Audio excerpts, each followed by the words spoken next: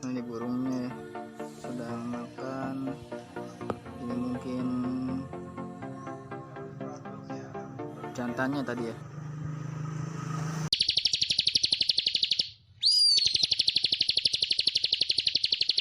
Halo TV lovers, hari ini kita sedang di penangkarannya Pak Tenda ya, Tenda Budianto.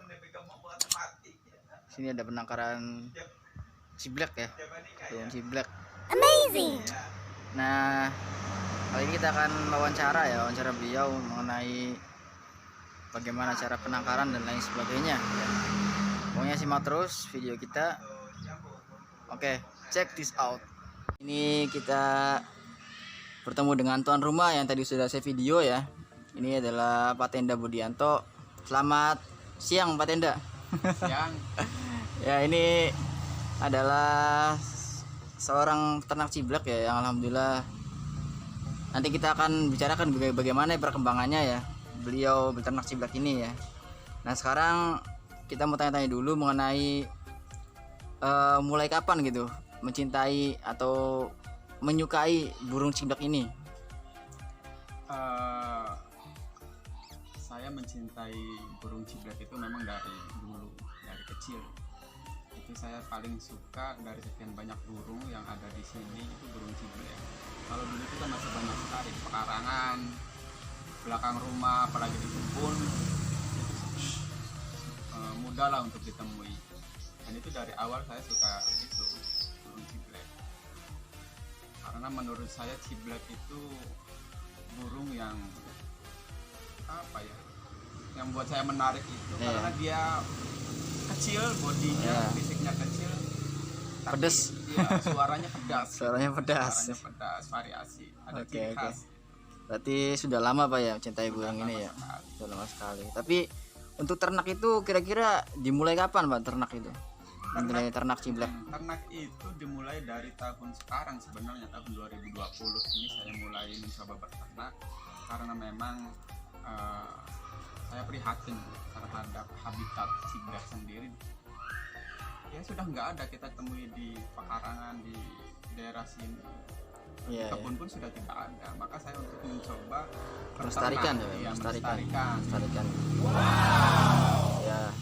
Kalau awalnya sih saya ya itu karena ada di sangkar-sangkar saya sekitar ada 4 ciblek, cuma jantan semua karena memang dulunya belum berpikir untuk berternak. Semakin banyak kayaknya enak kalau diternak. Oh iya siap. Nah, terus untuk pemula nih, kita kan misalkan nih belum beternak ya, kira-kira bagusnya burung ternakan itu kita ambil indukannya itu dari peternak atau dari ombyokan gitu bagusnya? Pengalaman saya itu harusnya dari peternak. Dari peternak ya. Dari ombyokan saya juga pernah, itu ya pada akhirnya gagal. Gagal. Ada yang mati, ada ya gagal, intinya dia tidak bisa untuk ternak. Itu pengalaman saya. Mungkin pengalaman orang lain katanya sih ada yang berhasil, ya itu pengalaman mereka. Iya. Kalau pengalaman saya itu memang harus dari loloan. Apakah itu dari peternak ataupun dari alam. Oh saya iya. seperti itu. Jadi awal tahun 2020 ini beternak ini memang sudah saya siapkan sebelumnya. Ciblek ini ya dari loloan, saya dari loloan beli di penangkaran dari loloan, kemudian sudah berusia matang saya masukkan. Gitu ya Pak. Nah, kalau untuk minimal umurnya nih burung indukan tuh berapa Pak? Kira-kira yang kira-kira anaknya jadi gitu? Pengalaman saya itu untuk indukan memang pertama harus apa ya, usia 6-7 bulan itu ya, 8 kalau betina itu dia sudah siap. 8 ya. Oh, jantannya? Jantan standar sih 1 tahun, cuma saya pernah pengalaman juga itu 8 bulan sudah mau jantan. Dengan catatan si betinanya sudah produk gitu kan. Iya. Pengalaman saya itu yang sudah produk ternyata si jantannya keluar ya, itu kan keluar. Akhirnya saya masukkan lagi jantan yang baru, tapi dia umurnya baru 8 bulan Gitu ya. dan mau bertelur dan berhasil. Berhasil ya. Kan ya memang tidak harus 1 tahun sih, cuma standarnya untuk lebih aman ya harus 1 tahun lah dia sudah dewasa. Jadi simpulannya mah standarnya setahun gitu ya. tahun. Setahun ya, sudah siap ya burungnya. Nah, ini untuk misalkan kan kita mulai dari kandang ukuran berapa itu Pak bagusnya? Untuk kandang ternak, Iya, ternak. ternak itu kalau menurut saya lebih besar lebih baik ya, memang untuk kiblat itu ukuran 1 meter. Kalau saya ini kan 1 meter, 1 meter, terus tingginya sekitar 180, 80 ya. lebarnya 1 meter, tinggi 80, panjang 1,5 meter. Oke. Nah, untuk rawatan harian burung yang ternak nih, pakannya nih berapa kira-kira, paginya berapa gitu jangkriknya atau ulat kandangnya, terus sorenya berapa? Kalau saya sih jangkrik kadang-kadang ya, jangkrik itu saya kasihkan, tapi jangkrik yang masih kecil gitu kan Ya. ya, paling 15 sampai 20 lah. Cuma untuk makanan pokoknya itu saya kasih ular kandang. Ulat kandang ya. Ya, tapi kadang-kadang saya kasih juga ular Hongkong, Hongkong. dan itu sudah lepas dari ini, dari pur. Itu serangga yang saya masukkan, pur enggak Berarti pur nggak masuk berarti? nggak masuk. Kalaupun dikasih juga sebenarnya mau, cuma kan untuk meningkatkan ini sih ya, Birahi ya. birahi biar cepat gitu kan. Jadi ya itu mainnya jangkrik kecil, terus ulat kandang, kadang-kadang kasih ulat kandang. Dan kalau apa namanya, kalau rutinan sih sebenarnya nggak rutin harus itu ya, adanya aja. Ketika ulat kandang full ya udah Ulat kandang ya. kadang-kadang jangkrik nggak ada, ya udah yang penting ulat kandang harus ada itu aja. Oh gitu ya Pak. Oke, lanjut lagi. Nah, untuk tanda-tanda burung yang siap kawin itu gimana gitu? Apa ya, ngelihat birahinya tuh? Kalau Apakah sudah dicampur atau belum? kalau sudah campur nih? Kalau sudah dicampur sebenarnya kalau awal sih memang biasanya nggak langsung akur ya, tapi Iya. saya pernah langsung akur ada yang langsung akur. Cuma biasanya ya kejar-kejaran dulu 1 atau 2 hari, habis itu akur. Nah, biasanya tanda-tandanya karena usianya sudah mapan ya, kalau betinnya di atas 6 bulan dan yang jantan 1 tahun itu ya, kalau betinnya ngeper dia narik suara ya. Udah ngeleper berarti ya, betina untuk Ada tanda. saut-sautan lah. Iya. Ketika jantannya ngerol itu kan nembak-nembak, dia nyaut. Nah, itu sudah jodoh gitu. Iya. Berarti untuk penjodohan ini Bapak tuh ngambilnya misalkan burung nih belum jodoh ya, apakah langsung dimasukkan ke kandang ternak atau di perkandang dulu? Bisa ditempel-tempelin tuh. Saya itu langsung Dimasukin. saya masukin. Oh. Nah, jodoh Iya. ya. Ada juga yang saya masukin nggak jodoh, ada. Berarti harus tempel dulu ya. Ada harus tempel. Yang saya masukkan kandang betinanya dulu, yang di kandang ternak, kan yang jantannya di kandang kotak tapi dimasukkan ke dalam kandang ternak. Gitu ya.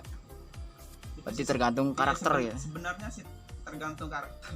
Ya tergantung kita sendiri sih ya. Ingin model yang seperti apa. Ada juga yang dari loloan, dipasangkan sekitar ya masih PAUD lah, itu Jodohkan ya. dijodohkan di kandang kotak soliter. Itu ada, itu udah usia 7-8 bulan itu kan rata-rata sudah pada birahi dewasa, sudah saya masukkan, udah ditunggu saja itu bertelur. Nah, untuk tanda-tanda misalkan nih burung kan ada tuh ketika udah kawin misalkan. Nah ketika mau bertelurnya tuh kayak gimana tanda-tandanya tuh? Ya seperti biasa sih, seperti burung-burung yang lain, kalau sudah mau bertelur dia ngangkut sarang. Sarang pasti ya. Sarang. Itu jantannya atau betina atau dua-duanya udah itu. Kalau sudah mau ngangkut sarang ya udah itu tinggal nunggu bertelurnya saja. Iya. Nah nanti untuk sarang itu kan cukup dikasih satu atau berapa sarang gitu di dalam satu kandang ternak itu, dikasih berapa gitu untuk sarangnya itu? Kalau saya biasa satu saja. Saja ya. Teman-teman yang lain itu peternak mungkin itu kan lebih dari satu, ada yang dua. Itu Iya. tujuannya biar milih gitu kan. Tapi saya pernah ya satu sih ya, satu itu yang penting tempatnya strategis. Iya. Strategis itu tidak terlalu lembab dan panas. Di penyesuaian tempat lah ya. Penyesuaian tempat.